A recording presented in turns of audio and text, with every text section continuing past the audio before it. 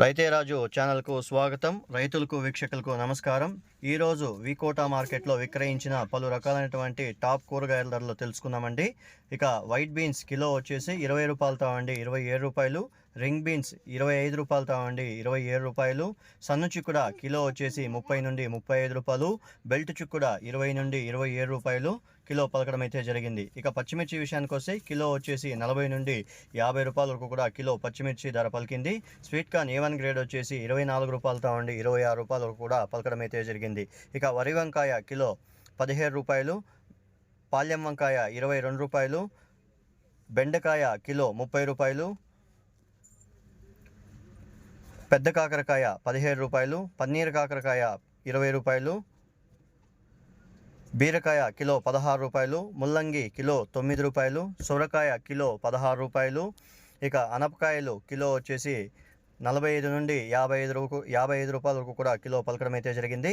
ఇక అలసంద విషయానికి వస్తే కిలో అలసంద వచ్చేసి 40 రూపాయలతో ఉండి 50 రూపాయలు, కందికాయలు 50 నుండి 55 రూపాయల వరకు కూడా కిలో పలకడం అయితే జరిగింది. ఇక 18 కేజీల దోసకాయ బస్తా వచ్చేసి మనకు 150 రూపాయలు పలకడం అయితే జరిగింది. ఇక క్యాబేజ్ విషయానికి వస్తే 35 కేజీల బస్తా వచ్చేసి 200 నుండి 270, 280 రూపాయల వరకు కూడా పోవడం అయితే జరిగింది.